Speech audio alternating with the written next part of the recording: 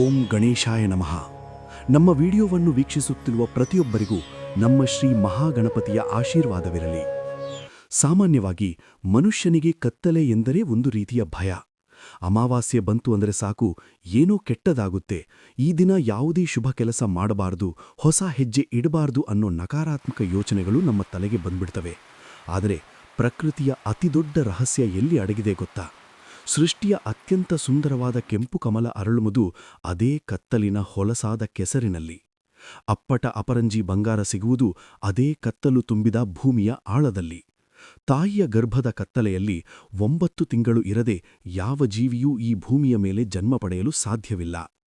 ಹಾಗೆಯೇ ಸ್ನೇಹಿತರೆ, ಈ ಬರುವ 2026ರ ಏಪ್ರಿಲ್ 17ನೇ ತಾರೀಕಿನಂದು ಬರುತ್ತಿರುವ ಈ ಅಮಾವಾಸ್ಯೆ ಕೇವಲ ಒಂದು ಕತ್ತಲ ರಾತ್ರಿಯಲ್ಲ. ಇದು ನಿಮ್ಮ ಬದುಕಿನ ಕತ್ತಲೆಯನ್ನು, ನಿಮ್ಮ ದಾರಿದ್ರ್ಯವನ್ನು, ನೀವಿಷ್ಟು ದಿನ ಅನುಭವಿಸಿದ ಆ ಎಲ್ಲ ಅವಮಾನಗಳನ್ನು ಶಾಶ್ವತವಾಗಿ ಸುಟ್ಟು ಹಾಕುವ ಒಂದು ಮಹಾನ್ ಚೈತನ್ಯದ ದಿನ. ಇದು ನಿಮ್ಮ ಹಣೆ ಬರಹದ ದಿಕ್ಕನ್ನೇ ಬದಲಾಯಿಸುವ ಶಕ್ತಿ ಹೊಂದಿರುವ ಮಹಾಕಾಲರಾತ್ರಿ. ಒಮ್ಮೆ ನಿಮ್ಮ ಎದೆ ಮುಟ್ಟಿ ನಿಮ್ಮನ್ನೇ ನೀವು ಕೇಳಿಕೊಳ್ಳಿ, ಕಳೆದ 6 ತಿಂಗಳು ಅಥವಾ 1 ವರ್ಷದಿಂದ ನಿಮ್ಮ ಬದುಕು ಎಷ್ಟು ಕಠಿಣವಾಗಿದೆ ಅಲ್ವಾ? ರಾತ್ರಿ ಹೊತ್ತು ನಿದ್ದೆ ಬರುತ್ತಿಲ್ಲ, ಸಾಲಗಾರರ ಕಾಟ, ನಾಳೆ ಬೆಳಿಗ್ಗೆ ಎದ್ದು ಯಾರ ಮುಖ ನೋಡಬೇಕು, ಈ ಸಾಲದ ಕಂತು ಹೇಗೆ ಕಟ್ಟಬೇಕು ಅನ್ನೋ ಅನಾಮಿಕ ಆತಂಕ ನಿಮ್ಮನ್ನು ಪ್ರತಿ ದಿನ ಕೊಲ್ಲುತ್ತಿದೆ. ನೀವು ಪ್ರಾಣಕ್ಕಿಂತ ಹೆಚ್ಚಾಡಿ ನಂಬಿದ ಜನ, ನೀವು ಕೈಲಾದಷ್ಟು ಸಹಾಯ ಮಾಡಿದ ಸಂಬಂಧಿಕರೇ ಇಂದು ನಿಮ್ಮ ಫೋನ್ ರಿಸೀವ್ ಮಾಡುತ್ತಿಲ್ಲ. ಬೆನ್ನು ಹಿಂದೆ ನಿಂತು ನಿಮ್ಮ ವೈಫಲ್ಯವನ್ನು ನೋಡಿ ನಗುತ್ತಿದ್ದಾರೆ. ಇವನು ಮುಗಿದು ಹೋದ, ಇವನ ಕಥೆ ಇಷ್ಟೇ ಅಂತ ಜಗತ್ತು ನಿಮ್ಮನ್ನು ನೋಡಿ ಹಣಿಕಿಸುತ್ತಿದೆ. ಇದೆಲ್ಲವನ್ನೂ ಎದೆ ತುಂಬಿ ಅನುಭವಿಸುತ್ತಿರುವ ನಿಮಗೆ ನನಗೆ ಮಾತ್ರ ಯಾಕೆ ಈ ಶಿಕ್ಷೆ ಅನ್ನೋ ಪ್ರಶ್ನೆ ಪ್ರತಿ ದಿನ ಕಾಡುತ್ತಿದೆ ಅಲ್ವಾ?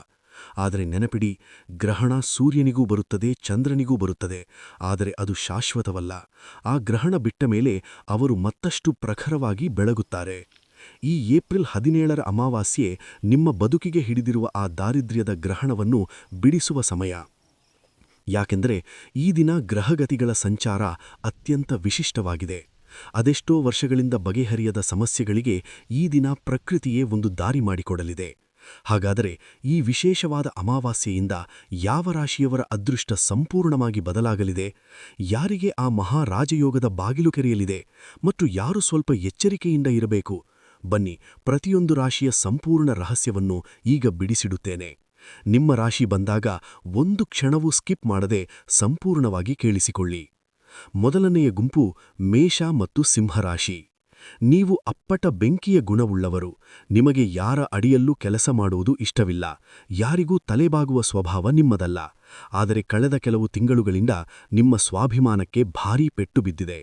ಕೈಗೆ ಬಂದ ತುತ್ತು ಬಾಯಿಗೆ ಬರುತ್ತಿಲ್ಲ ಎನ್ನುವ ಹಾಗೆ ಆಗಬೇಕಿದ್ದ ಎಷ್ಟೋ ಕೆಲಸಗಳು ಕೊನೆಯ ಕ್ಷಣದಲ್ಲಿ ಕೈತಪ್ಪಿ ಹೋಗಿವೆ. ಆದರೆ ಈ ಏಪ್ರಿಲ್ 17ರ ಅಮಾವಾಸ್ಯೆಯ ನಂತರ ನಿಮ್ಮ ರಾಶ್ಯಾಧಿಪತಿಯಾದ ಸೂರ್ಯನ ಸಂಪೂರ್ಣ ಕೃಪೆ ನಿಮ್ಮ ಮೇಲೆ ಬೀಳಲಿದೆ. ಸರ್ಕಾರಿ ಕೆಲಸಕ್ಕಾಗಿ ಕಾಯುತ್ತಿರುವವರಿಗೆ ಅಥವಾ ಪ್ರಮೋಷನ್ ಟ್ರಾನ್ಸ್ಫರ್ ಆಗದೆ ಒದ್ದಾಡುತ್ತಿರುವವರಿಗೆ ಈ ಸಮಯ ಅಮೃತದಂತಿದೆ. ನಿಮ್ಮ ಕಳೆದುಹೋದ ಮರ್ಯಾದೆ ಬಡ್ಡಿ ಸಮೇತ ವಾಪಸ್ ಬರುವ ಕಾಲವಿದು. ನೀವು ಯಾರೋ ಸ್ನೇಹಿತರಿಗೆ ಅಥವಾ ಪರಿಚಯದವರಿಗೆ ನಂಬಿ ಹಣ ಕೊಟ್ಟು ಮೋಸ ಹೋಗಿದ್ರಿ ಅಲ್ವಾ? ಆ ಹಣ ಅನಿರೀಕ್ಷಿತವಾಗಿ ಈ ಸಮಯದಲ್ಲಿ ನಿಮ್ಮ ಕೈ ಸೇರಲಿದೆ. ಹಣಕಾಸಿನ ವಿಚಾರದಲ್ಲಿ ನೀವು ಹಿಂದೆ ಮಾಡಿದ್ದ ಸಣ್ಣ ಇನ್ವೆಸ್ಟ್ಮೆಂಟ್ ಈಗ ದೊಡ್ಡ ಲಾಭ ತಂದುಕೊಡಲಿದೆ. ನಿಮ್ಮ ಲೀಡರ್ಶಿಪ್ಗೆ ಎಲ್ಲರೂ ಸಲಾಂ ಹೊಡೆಯುವ ದಿನಗಳು ಆರಂಭವಾಗಿವೆ. ಎರಡನೆಯ ಗುಂಪು ಕಟಕ ಮತ್ತು ವೃಶ್ಚಿಕ ರಾಶಿ. ನೀವು ಬಹಳ ಇಮೋಷನಲ್ ಜನ. ನಿಮ್ಮ ಅತಿದೊಡ್ಡ ಶತ್ರು ಎಂದರೆ ನಿಮ್ಮ ಅತಿಯಾದ ನಂಬಿಕೆ ಮತ್ತು ಕೋಪ. ನೀವು ಎಲ್ಲರನ್ನೂ ಕುರುಡಾಗಿ ನಂಬುತ್ತೀರಿ, ಕೊನೆಗೆ ಅವರಿಂದಲೇ ಬೆನ್ನಿಗೆ ಚೂರಿ ಹಾಕಿಸಿಕೊಳ್ತೀರಿ. ಕಳೆದ 1 ವರ್ಷದಿಂದ ನಿಮಗೆ ಗುಪ್ತ ಶತ್ರುಗಳ ಕಾಟ ವಿಪರೀತವಾಗಿತ್ತು. ನಿಮ್ಮದೇ ಕಚೇರಿಯಲ್ಲಿ, ನಿಮ್ಮದೇ ಕುಟುಂಬದಲ್ಲಿ ನಿಮ್ಮ ವಿರುದ್ಧ ಪಿತೂರಿಗಳು ನಡೆದಿದ್ದವು. ಜೊತೆಗೆ ನಿಮ್ಮ ಅಥವಾ ನಿಮ್ಮ ಮನೆಯವರ ಆರೋಗ್ಯ ಪದೇ ಪದೇ ಕೈಕೊಡುತ್ತಿತ್ತು. ಆದರೆ ಸ್ನೇಹಿತರೆ, ಈ ಅಮಾವಾಸ್ಯೆಯ ಕತ್ತಲು ನಿಮ್ಮ ಶತ್ರುಗಳ ಪಾಲಿಗೆ ಸಿಡಿಲಾಗಿ ಎರಗಲಿದೆ.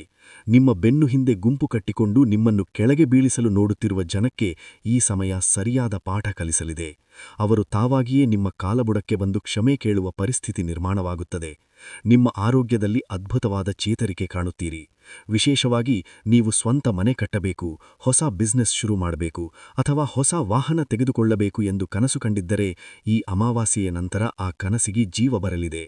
ನಿಮ್ಮ ಮನೆಯಲ್ಲಿ ಬಹುದಿನಗಳಿಂದ ನಿಂತು ಹೋಗಿದ್ದ ಮಂಗಳ ಕಾರ್ಯಗಳು ನೆರವೇರುವ ಸ್ಪಷ್ಟ ಸೂಚನೆಗಳಿವೆ. ಇನ್ನು ಧನಸ್ಸು ರಾಶಿಯವರು. ನೀವು ಹುಟ್ಟುತ್ತಲೇ ಜವಾಬ್ದಾರಿಯನ್ನು ಹೊತ್ತುಕೊಂಡು ಬಂದವರು. ನಿಮ್ಮ ಇಡೀ ಪರಿವಾರದ ಭಾರ ನಿಮ್ಮ ಒಬ್ಬರ ಹೆಗಲಿನ ಮೇಲಿದೆ. ಆದರೆ ಸದ್ಯದ ಪರಿಸ್ಥಿತಿಯಲ್ಲಿ ನೀವು ಆರ್ಥಿಕವಾಗಿ ಬಹಳ ಕುಗ್ಗಿ ಹೋಗಿದ್ದೀರಿ. ನೀವು ಎಷ್ಟೇ ದುಡಿದರೂ ಆ ಹಣ ಸಾಲದ ಬಡ್ಡಿಗೆ ಇಎಂಐ ಕಟ್ಟುವುದಕ್ಕೆ ಸರಿಯಾಗುತ್ತಿದೆ. ಈ ಸಾಲದಿಂದ ನನಗೆ ಮುಕ್ತಿಯೇ ಇಲ್ಲವೇ ಎಂದು ನೀವು ಹತಾಶರಾಗಿದ್ದೀರಿ. ಆದರೆ ಧನಸ್ಸು ರಾಶಿಯವರೇ, ಎದೆಗುಂದಬೇಡಿ. ಈ ಏಪ್ರಿಲ್ 17ರ ನಂತರ ನಿಮಗೆ ಪ್ರಬಲವಾದ ಗುರುಬಲ ಒದಗಿಬರುತ್ತದೆ. ನೀವು ಊಹಿಸದ, ನೀವು ನಿರೀಕ್ಷೆ ಮಾಡದ ಜಾಗದಿಂದ ಹಣದ ಮೂಲಗಳು ನಿಮ್ಮನ್ನು ಹುಡುಕಿಕೊಂಡು ಬರುತ್ತವೆ.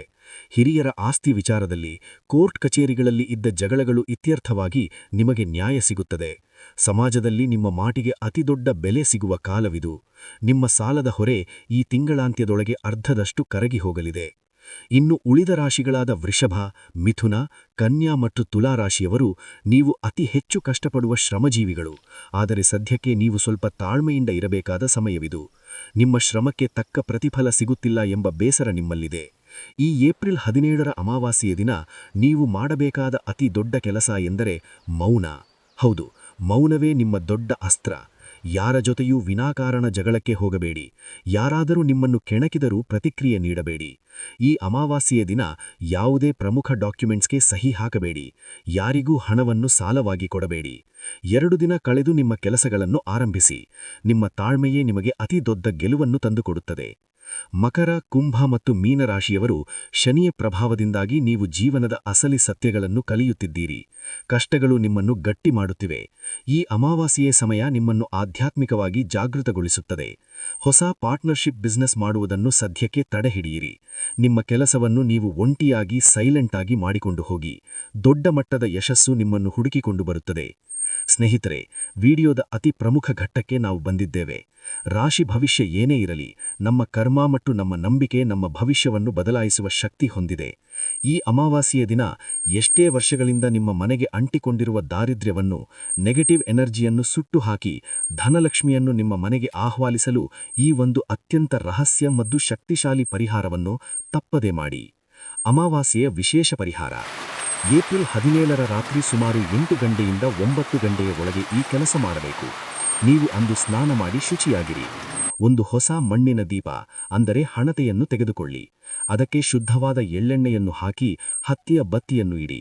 ಈಗ ಆ ದೀಪದ ಒಳಗೆ ಒಂದು ಚಿಟಿಕೆ ಕಪ್ಪು ಎಳ್ಳನ್ನು ಹಾಕಿ.